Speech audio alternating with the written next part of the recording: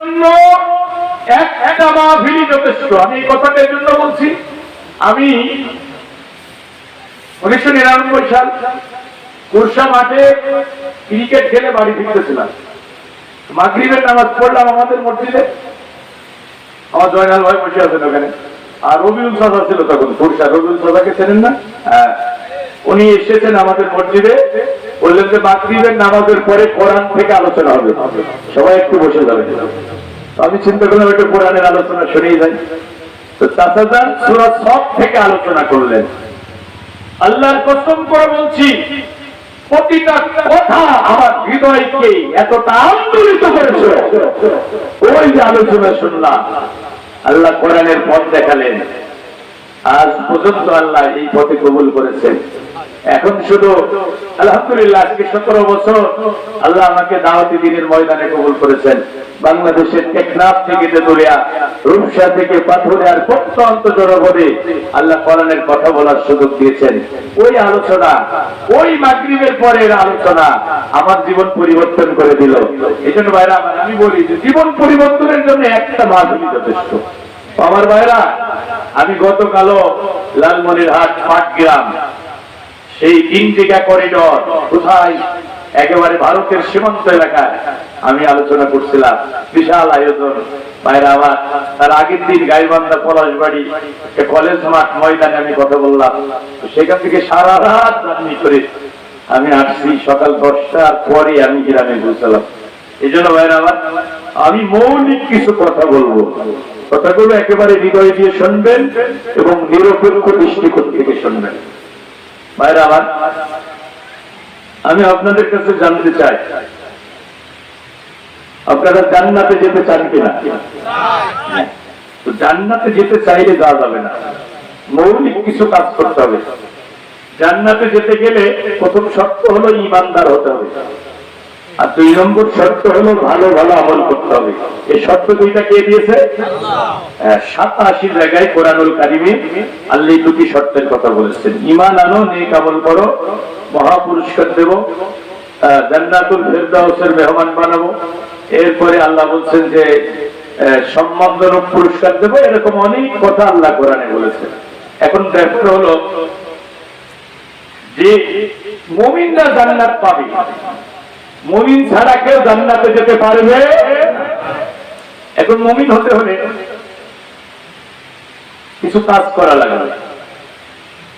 যেমন এই যে কোরআন, বিসমিল্লাহর বা থেকে সূরা নাসের সিন পর্যন্ত আল্লাহ যত হুকুম দিয়েছেন সবগুলো সন্তুষ্ট চিত্তে মেনে নিতে হবে। ইমানদারের খাতায় যদি নাম লেখাতে হয়, একটা জায়গায় ওজোর পেশ করা যাবে না। ভালো করে শোনেন, 2টি জায়গায় আনুগত্য করতে হবে শর্তহীনভাবে। মা বোনেরাও শুনবেন। 1 নম্বরে আল্লাহ বলেছে এখানে কোনো যুক্তি পেশ করা যাবে না। 2 নম্বরে কথাটা রাসূল বলেছে এখানে কোনো ওজোর পেশ করা যাবে না। 2টি জায়গায় আনুগত্য হবে শর্তহীন। আর পৃথিবীর সব জায়গায় আনুগত্য করতে গেলে শর্তযুক্ত আনুগত্য। যেমন আল্লাহ বলেছে, রাসূল বলেছে, আপনার যদি নিজেকে ঈমানদার বলে দাবি করেন তো আপনার একটা মাত্র বক্তব্য হবে, সেটা কি? এই যে কুলু সামি'না ওয়া আতা'না, আমি শুনলাম এবং মেনে নিলাম।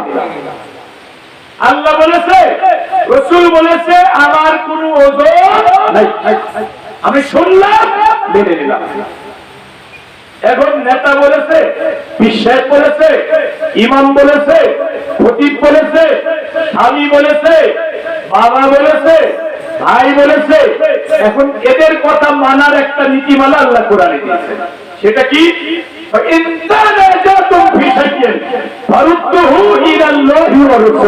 তোমার নেতার কথা, তোমার পীরের কথা, তোমার বাবার কথা, তোমার ইমামের কথা তুমি কোরআনের কাছে ফিরিয়ে দাও, তুমি হাদিসের কাছে ফিরিয়ে দাও। তোমার নেতার কথা, তোমার পীরের কথা, তোমার বাবার কথা, তোমার স্বামীর কথা যদি আল্লাহ এবং রাসূলের সাথে মিলে যায় তাহলে আনুগত্য করবা। যদি কোরআন হাদিসের বিপক্ষে চলে যায় আনুগত্য করা যাবে না, ডাস্টবিনে ছুঁড়ে ফেলে দেবে।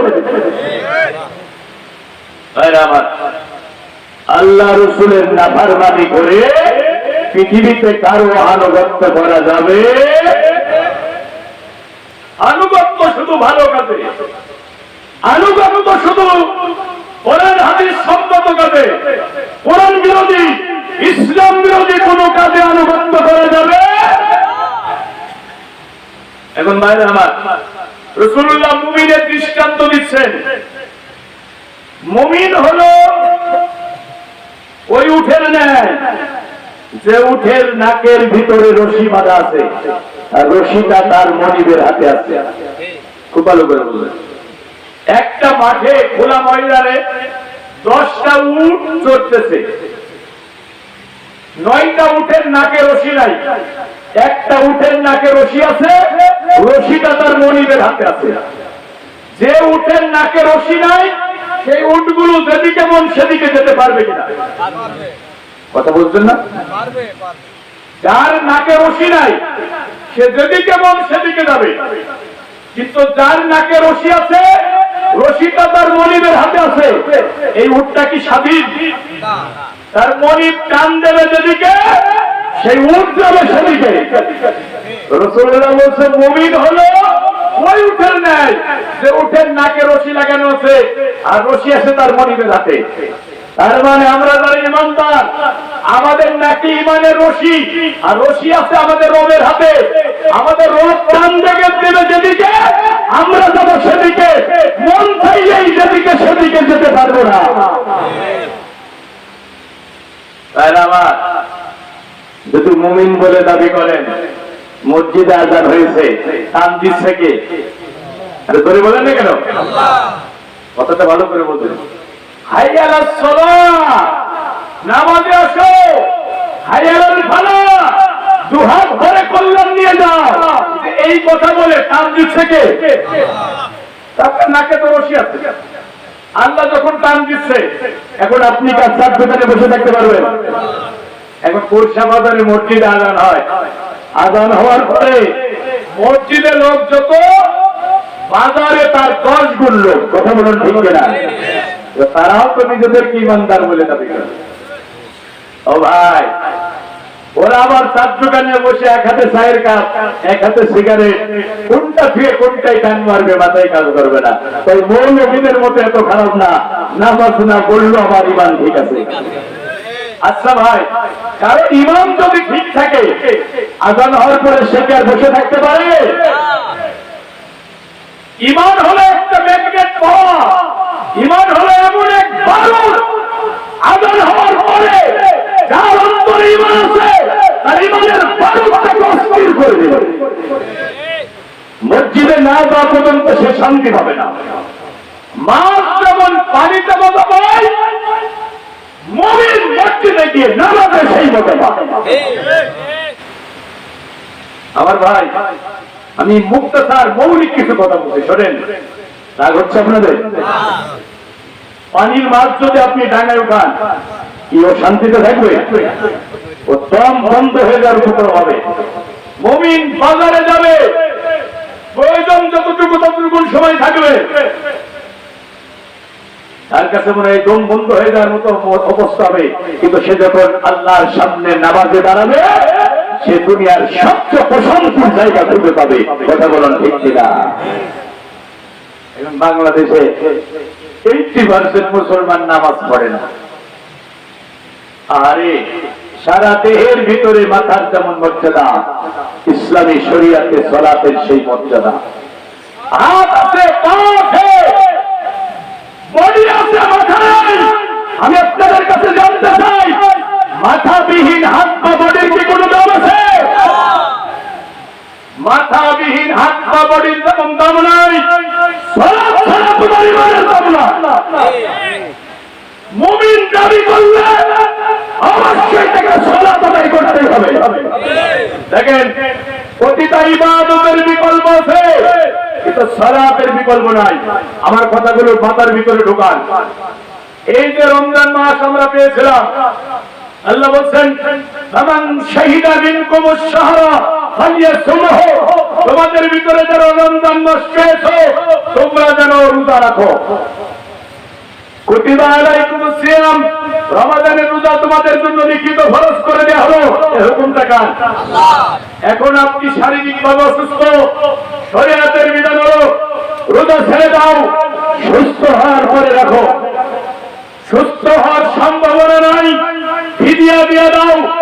একটা রোজার পরিবর্তে একজন মিসকিনকে 2 বেলার খাবার দিয়ে দাও। আর শরীয়ত সম্মত ওজন ছাড়া বিনা ওজনে বিনা কারণে যারা রমজানের একটা রোজা ছেড়ে দিয়েছে, কাফারা হলো একটা রোজার পরিবর্তে একাধারে 7টা রোজা রাখতে হবে। একাধারে 50টা রেখেছেন, একটা যদি ছেড়ে দেন আবার নতুন করে একটা রোজার কাফারা একাধারে 60টা রোজা। যারা 30টা রাখে না 318। চিন্তা করে নেবার বাইরে আমার এখন বাইরে আমার সফর হালতে আছেন, রোজা ছেড়ে দেওয়ার বিধান আছে। মুকিম যখন হবেন তখন রোজা রাখবেন। হজ ফরজ হয়ে গেছে, হজের সফর অত্যন্ত দুর্গম এবং কষ্টকর। আমরা যুবক মানুষ তাই অসুস্থ হয়ে পড়ছিলাম। এখন আপনি অসুস্থ যেতে পারছেন না, ফরজ তো হয়ে গেছে। শরীয়তের বিধান হলো বিকল্প একজনকে পাঠায়া হজ আদায় করে নিতে পারবেন, কিন্তু সালাতের কোন বিকল্প আছে? দাঁড়িয়ে পারছেন না বসে পড়বেন, বসে পারছেন না শুয়ে পড়বেন, শুয়ে পারছেন না ইশারায় পড়বেন। জ্ঞান থাকা পর্যন্ত সালাত ছাড়া যাবে। হাসরের ময়দানে আল্লাহ ডাকবে, মা বোনেরা শোনেন, ডাকতে বলবেন সুজুদ, আজকে আমাকে সেজদা দাও। তো দুনিয়াতে সুস্থ শরীরে তার দোকানে বসে থেকে আল্লাহরে সেজদা দিলেন না, ইস্টার জলসা জি বাংলার সিরিয়াল দেখে সময় কাটালেন, আল্লাহরে সেজদা দিলেন না। শত চেষ্টা করে ওই দিন আল্লাহরে সেজদা দেয়া যাবে। খাশিয়াতান আবসারুহুম তারহাকুহুম যুল্লাহ, দৃষ্টিবনত হয়ে যাবে, লাঞ্ছন অপমান তাকে পেয়ে বসবে। ফেরেশতারা ধাক্কাতে ধাক্কাতে জাহান্নামে নিয়ে যাবে। ওই জাহান্নামের নামটাও আল্লাহ কোরআনে বলে দিয়েছে, ফি জান্নাতি ইয়াতাসাআলুনা আনিল মুজরিমিন মা সারাকাকুম ফি সাকার ক্বালু লাম নাকু মিনাল মুসাল্লিন। এ ভাই জাহান্নামী, আজকে কেন জাহান্নামে এসেছো? কি অপরাধ তোমরা করেছো? কি কারণে এই সাকার নামক জাহান্নামে আসলা? তারা বলবে কতগুলো কারণে জাহান্নামে এসেছি, একটা কারণ হলো আমরা দুনিয়াতে নামাজি ছিলাম না। এই যে সালাত ফরজ, এটা আমরা সবাই জানি কিনা? জানি, কিন্তু আমল করি না। ওয়াদারু মা বাকিয়া মিনার রিবা, তোমার নাকি রশি, তোমার রব বলছে সুদের বাকিয়া ছেড়ে দাও, সুদের কাছেও যাও না। এখন আমাদের দেশের মুসলমানেরা সুদ খায় কিনা বলে? সুদের সবচেয়ে ছোট গুনাহ হলো আপন মার সাথে জিনা করা, আর বড় গুনাহ হলো আল্লাহ রাসূলের বিরুদ্ধে যুদ্ধ করা। ওয়ালা তাকরাবুজ জিনা, জিনার কাছেও যেও না, নিষেধ করেছে কে? এটা জানার পরও আমরা আমল করি না। সুদ খেও না, ঘুষ খেও না। ও মেয়েরা বেপর্দায় রাস্তায় বের হয়ে না, চাইলে যুগের নারীদের মতো এখন বেপর্দায় মহিলা রাস্তায় আছে না? নাই ভাইরা আমার, এগুলো সব আমরা জানি, কিন্তু আমল করি না। আমলের নিয়তে শুনতে হবে। ভাইরা আমার, আমি আপনাদের